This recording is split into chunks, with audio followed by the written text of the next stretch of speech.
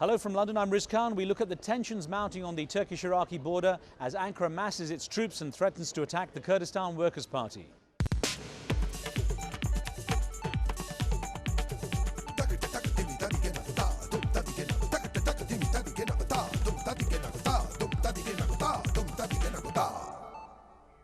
Hello and welcome as we come to you from London. Well, Turkey's threat to invade parts of northern Iraq is leading to a flurry of international diplomacy. Ankara says it wants to fight the rebels of the Kurdistan Workers' Party, the PKK, and has between 80,000 and 100,000 troops massed on the Iraqi border. Attacks by the PKK against Turkish forces have created tensions with Iraq's government, despite the fact that it has virtually no control over what goes on in the autonomous Kurdish region of the country. America's asked the Turkish government for restraint, but the request comes after relations between the two became tense over a very dark era in Turkey's history. The US House of Representatives was considering a resolution labeling the Turkish massacre of Armenians about 100 years ago a genocide. Well, the PKK has fought for autonomy from Turkey for the past 2 decades at the cost of almost 40,000 lives, most of them Kurdish. On today's show, we look at the risk of escalating tensions in the region, and we'll be taking your calls and emails. And you can reach us at the numbers at the bottom of your screen. Joining us for the discussions are Mark Muller, QC, the chairman of the Kurdish Human Rights Project and the Bar Human Rights Committee. He has brought the case of the jailed PKK leader, Abdullah Öcalan, to the European Human Rights Court.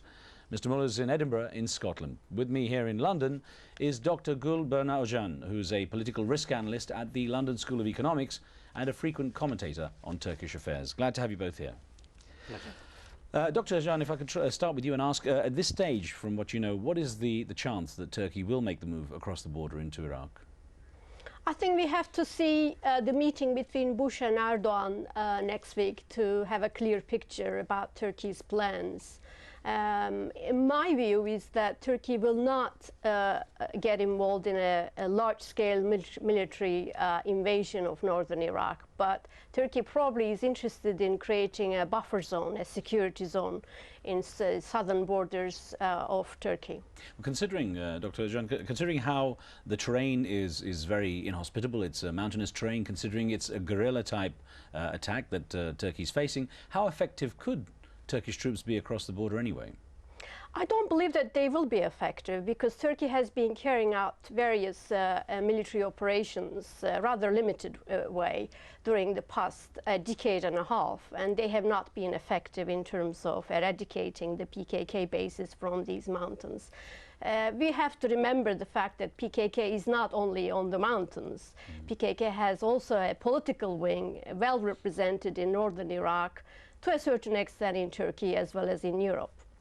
Mark Muller, if I could bring you in and ask, what basically do you expect the, what do you think that the PKK, at least the rebel fighters in the northern Iraqi areas, expect to achieve by attacking Turkey? Well, I think that there has been a political conflict between Turkey and its Kurdish minority for some 20, 30 years now, and it's pretty clear what ordinary Kurds want. They just want recognition of their cultural and civil political rights. I don't think they want anything more and anything less than the normal rights that are afforded to ordinary people under the European Convention and under the European Union. It is true to say that the PKK in the past have sought independence, but I think over the last 7 years at least, they have said on many occasions that they only seek some form of limited autonomy within the territorial integrity of Turkey. So on one level, there seems to be a measure of agreement between what kind of constitutional reforms are necessary within the context of a European Union process, which could actually reduce conflict. So those demands are pretty clear-cut. But of course, their presence in northern Iraq, especially in this particular situation, given the invasion of Iraq and the subsequent creation of the regional government, creates real instability across the region. Well, actually, I wonder, Dr. Ojan, when it comes to the build-up of troops, why so many on the border, on the Turkish border there? 80,000 to 100,000 troops against, what, 3,500 rebels estimated across the border. What would be the reason for such a massive gathering when, as you've mentioned, it couldn't be really very effective against them anyway?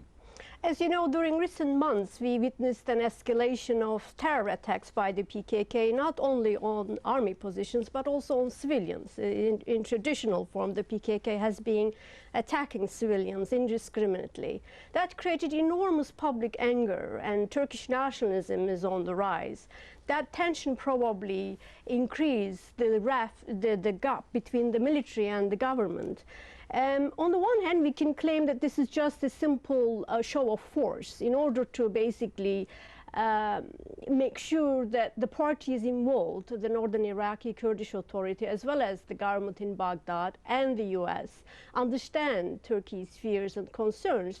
The terror by the PKK guerrilla movement actually increased after the First Gulf War, and this has been going on for decades.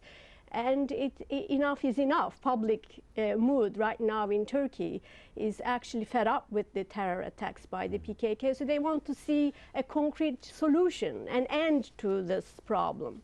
And ironically, Mark Muller, that goes against, as you say, the wishes of the sort of PKK and the Kurdish population to try to integrate. If tensions are rising with the Kurdish population because of what's happening across the border, and there's a public demand for some kind of action in Turkey, it seems that it's working contrary to what the Kurdish population would like to achieve.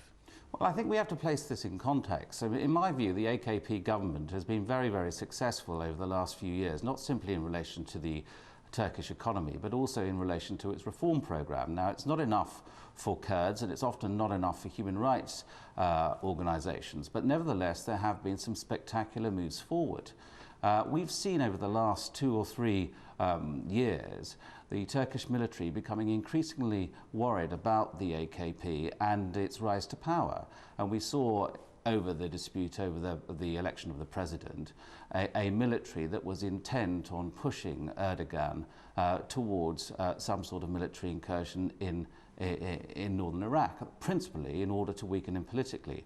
Well, he called the election, he's won the election, and I think he's acutely aware of all the dangers about going into northern Iraq in a widespread way, and he wants to avoid them. He wants to use all diplomatic means possible. I believe that that is also the position of most of the Kurdish people within Turkey and elsewhere. And therefore, I do believe that what needs to happen now is a measure of judgment and to tone down some of the rhetoric. Many of the demonstrations you've seen on the streets of Turkey have effectively been promoted by a wide nationalist arc that's intent on destroying the gains that the AKP have made for ordinary Turkish and Kurdish people. But one thing is clear, there will never be an end to this endemic instability unless there is a political solution. No military solution can solve this problem. And that, ideally, Dr. Özcan, is what the US wants. It wants, has been asking for restraint from Turkey in this case. What sort of pressures, from what you know, what sort of pressures is the Prime Minister facing from the US? Let me go back to the political solution very briefly. The AK Party today has more Kurdish MPs of Kurdish origin than the Kurdish Nationalist Party. Kurdish nationalists, using the language of the PKK, actually have been losing the political ground in Turkey. Kurds do not support the rhetoric of the PKK. The recent escalation by the PKK is a clear maneuver in order to provoke Turkey to invade northern Iraq, in order to open a new front, and in a way fuel Turkish nationalism against the Kurds, create divisions and damage the social cohesion in the country. Actually, with the recent EU reforms and with the recent success of the AK Party, Turkey has a much better platform to encourage Kurdish rights and institutionalize the games. But this is not happening. What is happening by the PKK is actually, on the contrary, damaging that environment, provoking social stability into conflict. What the US can do is certainly quite important in that context. US can tell the northern Iraqi authorities not to harbor the PKK, because the northern Iraqi Kurdish Authority at various points either denied the presence of the PKK or said that they have no links, and sometimes they said they would not return any single PKK member back to Turkey. So all these different 3 positions are, of course, contradictory. I think the US has a central role to play here, to tell the northern Iraqis that the very existence of northern Iraq happened after the first Gulf War, and Turkey was involved in supporting the no-fly zone and the creation of safe havens for Kurds. This should be understood. And there will be no peace in that region if this conflict continues. And the ones who will be damaged by that will not be only Turks and Turkey, but will be northern Iraqis. For the stability of the region, in terms of the stability of the energy resources, there ought to be some peace there. And I will emphasize again, the position of the US government is central. Let's get a call, and we have Zargai on the line from London. Zargai, what would you like to ask? Hello, good evening. I just have a question for Mr. Mark and for the lady. I forgot her name. I'm sorry.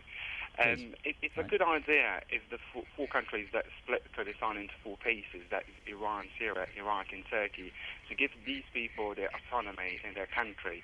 But I just want to ask Mr. Mark that we know that PKK and northern Iraqi, in northern Iraq, the Kurdish people are supported by Russia and Syria. So how safe will this region be if the new state is created? And I just want to ask the lady that why don't Turkey show some leniency towards in the Kurds, that's 30 million in Turkey? Why are they adopting so strong position against them?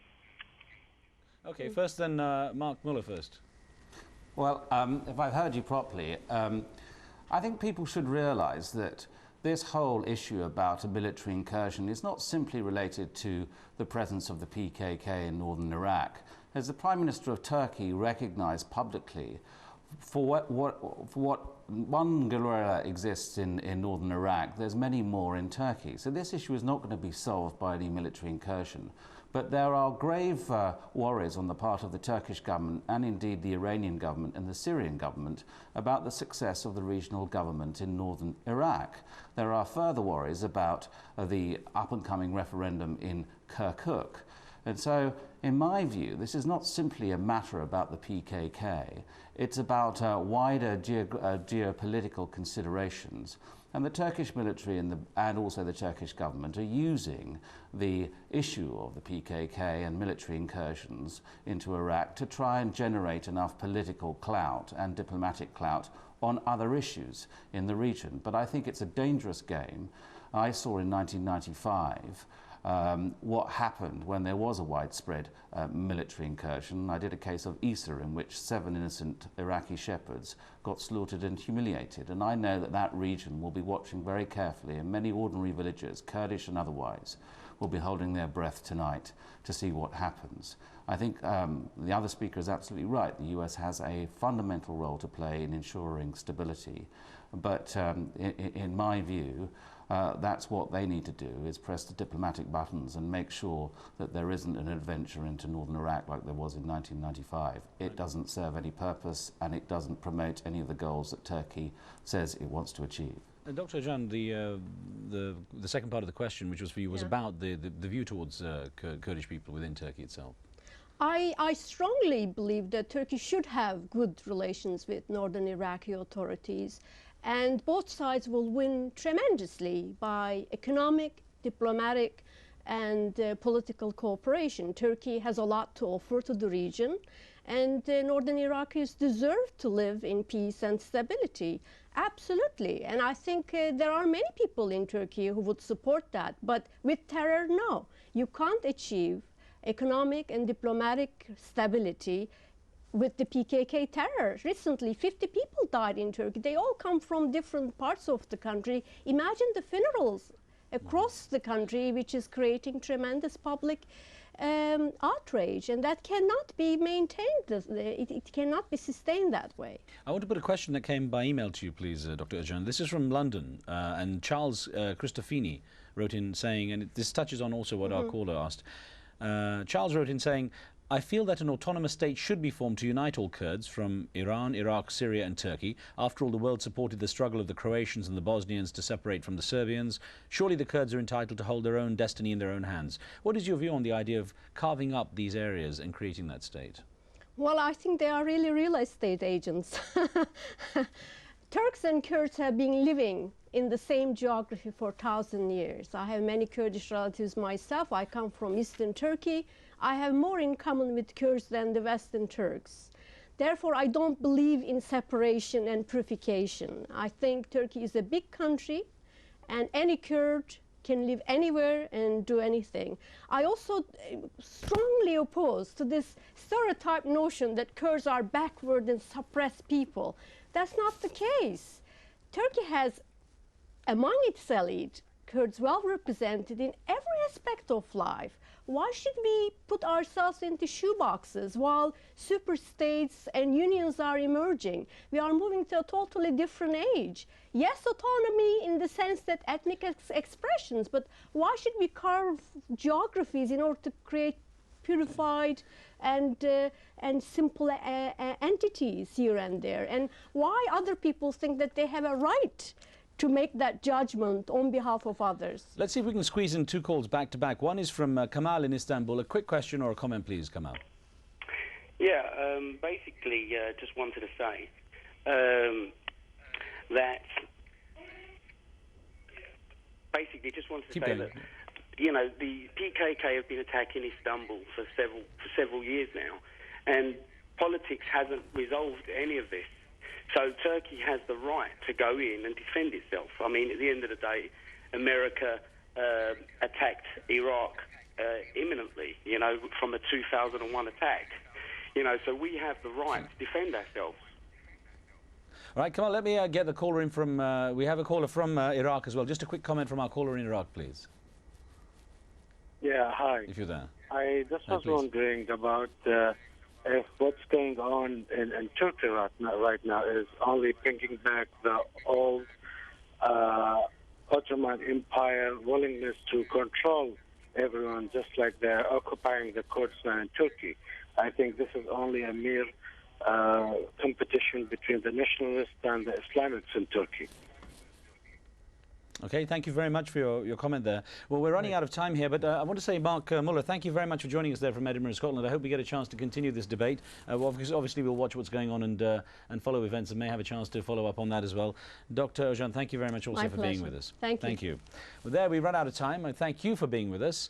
On the next show, we discuss a report by a conservative British think tank that accuses Saudi Arabian groups of funding and distributing hate literature in British mosques. Don't forget, if you have any thoughts about that or pressing issues around the world, send your emails to riz@aljazeera.net. We'll see you next time.